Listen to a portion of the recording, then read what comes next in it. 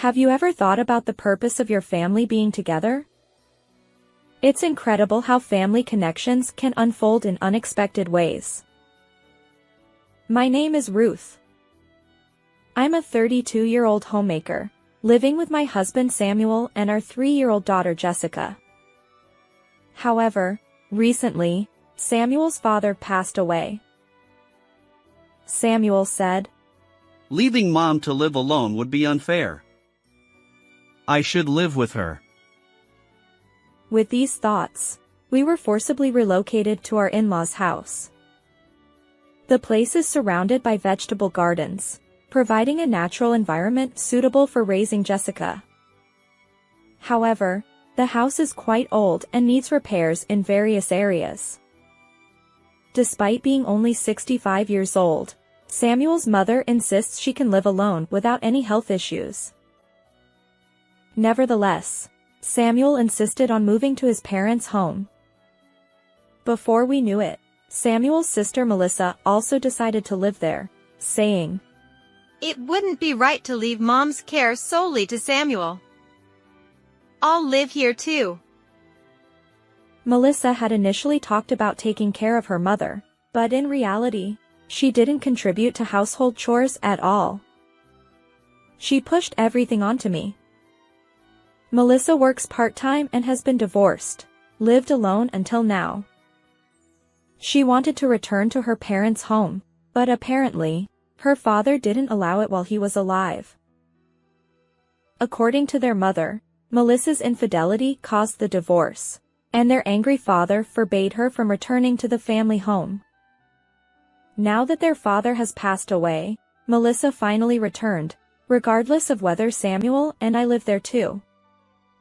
She probably intended to take care of her mother, but with our presence, she conveniently leaves the household tasks to me.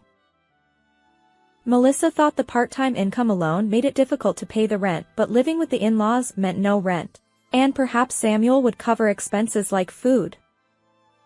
Melissa, having moved in, soon demanded, "Since my part-time pay is low, Samuel will take care of my living expenses too. I'll do the housework, so that should be fine, right?" However, she barely did any housework, occasionally cleaning the entrance. Samuel, seemingly unable to stand up to Melissa, didn't complain or ask for living expenses, and instead, the mother-in-law used her pension to cover Melissa's costs. I couldn't agree with this, so I told the mother-in-law, "You don't have to pay. We'll manage with Samuel's salary," but she replied, "Don't worry about it. I'm using the survivor's pension from my late husband, so it's fine." The kind-hearted mother-in-law just smiled. The mother-in-law, truly gentle and submissive, allowed Samuel and Melissa to do as they pleased. Samuel, even before moving in, rarely cared for Jessica, and after the move, stopped helping with childcare altogether.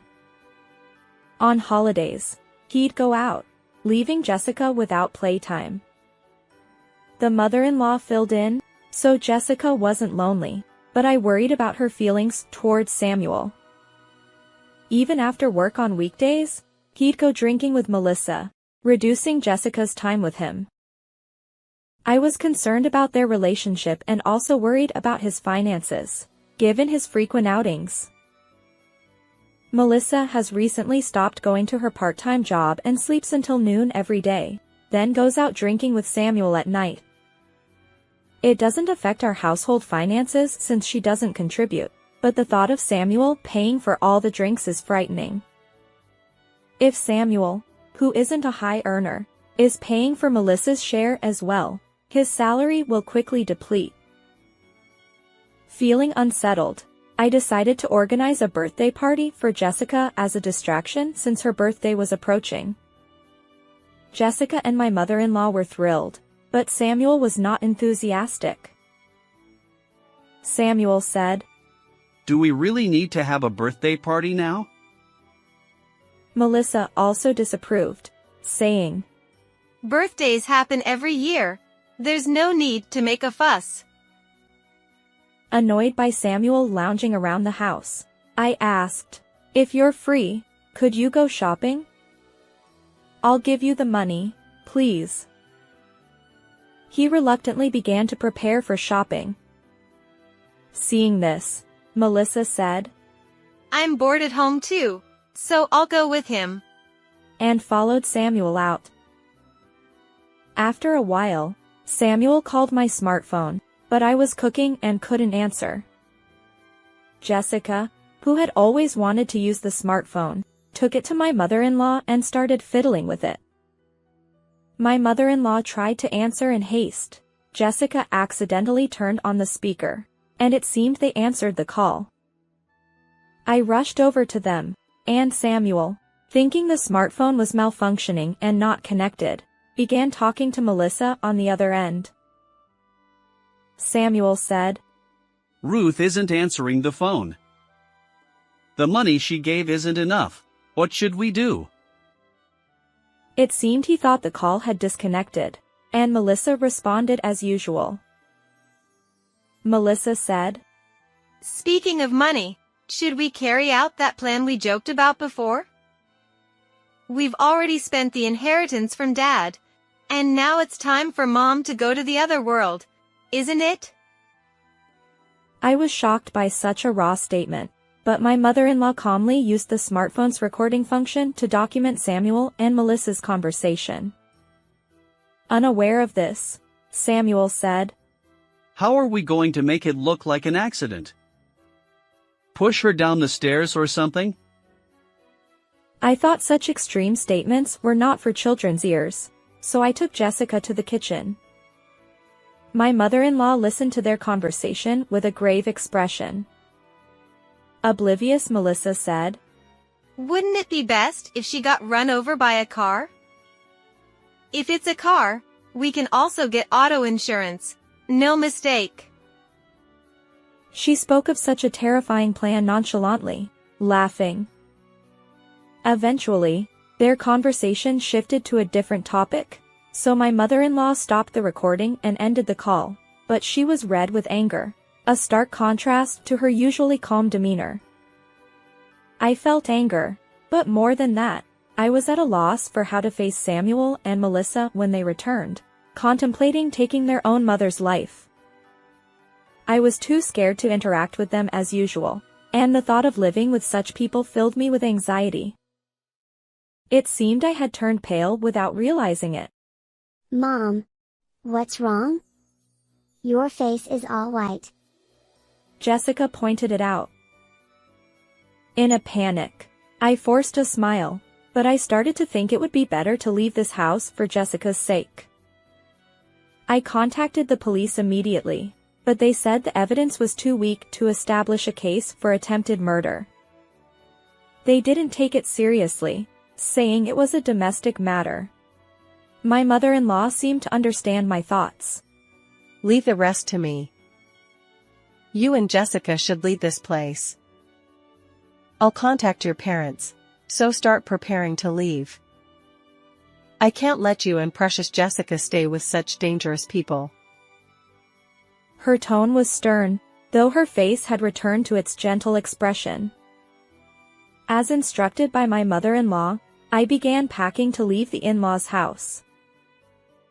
"What about my birthday party?" she asked, looking sad, so I reassured her. "We're going to celebrate with your grandparents at Mom's house because they want to celebrate with you too."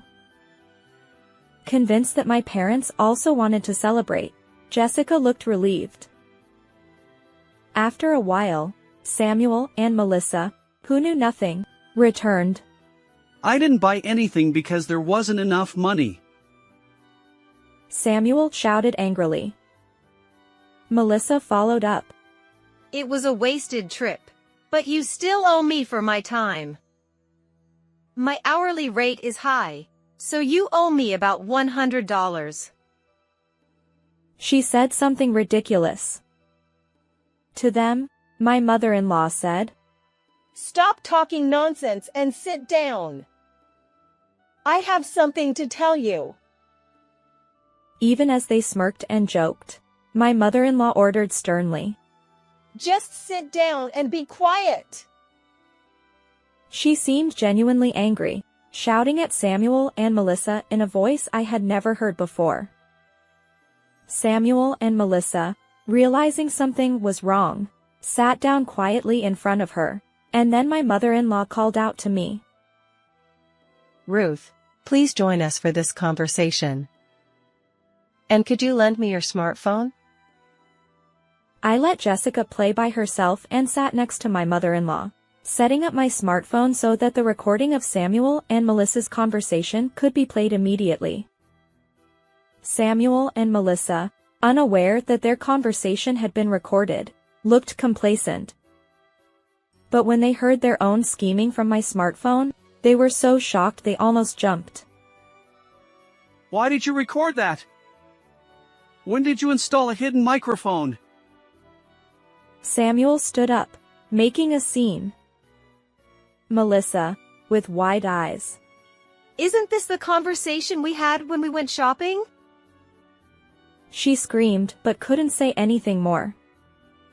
To the astonished pair, my mother-in-law said, Jessica answered Samuel's phone, but you thought the call was answered, did you?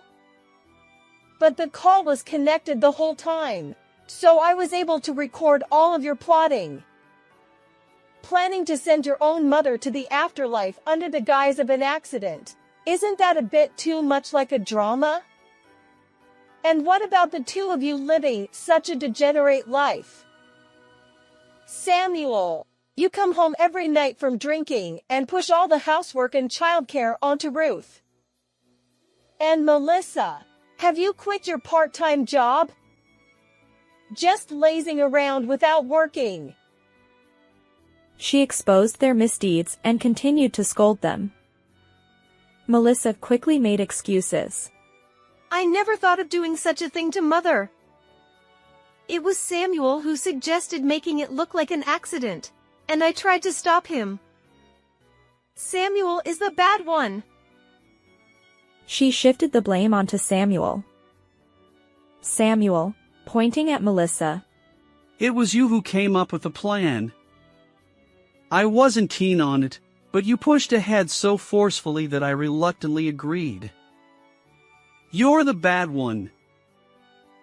They began to blame each other, and both my mother-in-law and I sighed in dismay. My mother-in-law's anger seemed to grow. I don't want things to go your way, so I'm going back to my parents' house. You two can do as you please. I'll have Ruth and Jessica leave this place too. She spoke coldly. Samuel and Melissa, who had been blaming each other just moments ago, suddenly looked cheerful. Samuel exclaimed with joy. What? Mom, Ruth and Jessica are leaving? Then this house is mine. To which Melissa shouted back with a smile. What are you talking about? Half of it is mine. After their plan to kill their mother was exposed, and fearing how much they would be scolded, the two of them became ecstatic at her unexpected announcement.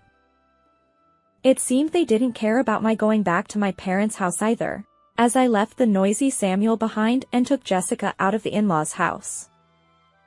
My mother-in-law seemed sad to part with Jessica. Don't forget about your grandma, okay? She said with tears in her eyes. Jessica, still not fully understanding the situation, asked. Is Grandma going somewhere? Too? I reassured my mother-in-law. Don't worry, once things settle down, I'll definitely bring Jessica to visit. But something was bothering me, so I asked my mother-in-law. Is it really okay to hand over this house and land to Samuel and his sister? They were planning something so terrible, weren't they?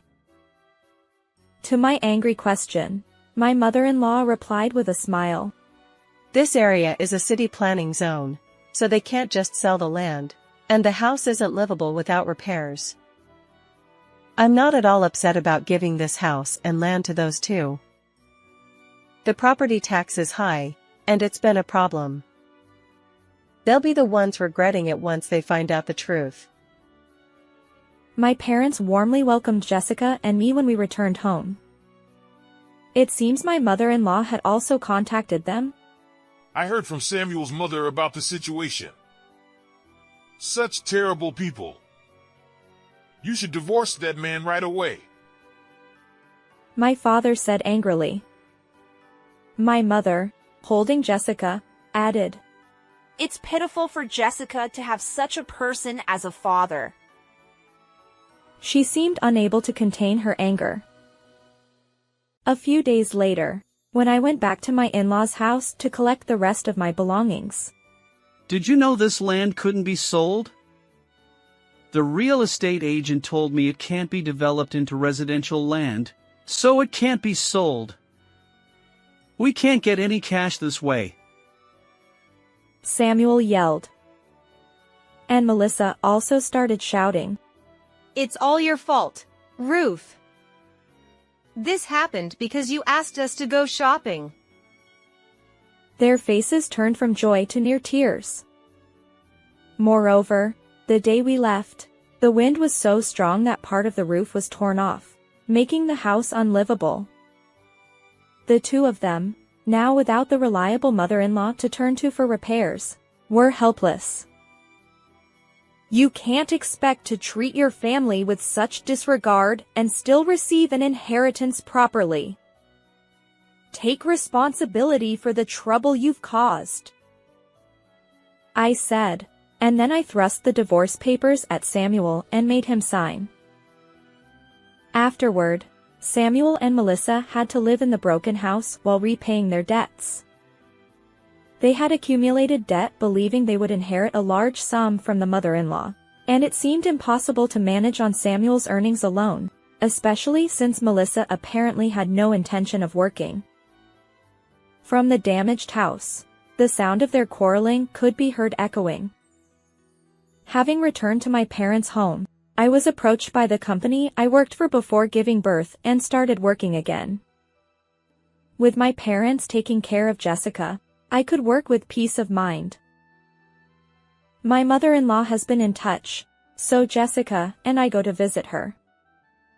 Jessica missed her grandmother but didn't say anything about not seeing Samuel, making me realize that the child indeed watches adults closely. How did you like this story? Please remember to subscribe to the channel. See you in the next story.